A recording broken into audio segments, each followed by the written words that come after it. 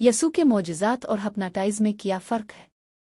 ख़ास तौर पर आज के दौर में जहां रूहानियात और नफ्सियाती तकनीक जैसे हिप्नोटिज़म में फ़र्क को समझना ज़रूरी हो गया है। चलिए बाइबल, साइंसी पहलू और रूहानी नुक्ता नज़र से यसू के मोजज़ात और हिप्नोसिस में फ़र्क को समझते हैं। यसू मसीह के मोजज़ात खुदावंद की कुदरत और रूह अल कुद्स की मदद से हो सकता है।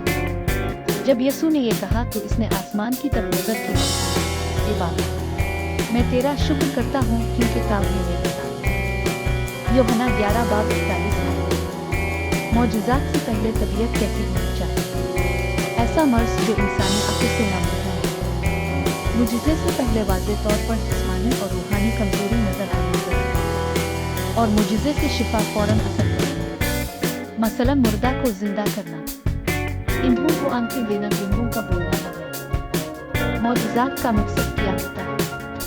मौजूजात सिर्फ खुदावंद की मर्जी से हो सकते हैं। खुदावंद का जलाल ज़ाहिर है, इंसान की भलाई, लोगों को ईमान और तौबा की तरफ। मौजूजात को हासिल करने के बाद नतीजा क्या है? जिस्मानी शिफा, रूहानी तकलीफ, खुदावंद की इबादत, राहत, ईमान की मजबूती। और अब आते हैं हिप्नोटिज़म, इंसानी दिमाग तजवीज़ और बाज़ औक़ात अगर गलत नियत से हो तो शैतानी हिप्नोटिज़म, हिप्नोसिस में तभी सिर्फ नफ्सियाती असर, वक्ती, टेम्परेरी असर, किसी शख्स की ज़हनी हालत को बदलना, लेकिन हकीकत में बीमारी को खत्म नहीं करता। हिप्नोटिज़म, हिप्नोसिस करके कभी भी लंगड़े को नहीं चलाया जा सकता और ना मुर्दा जिंदा किया जा सकता है।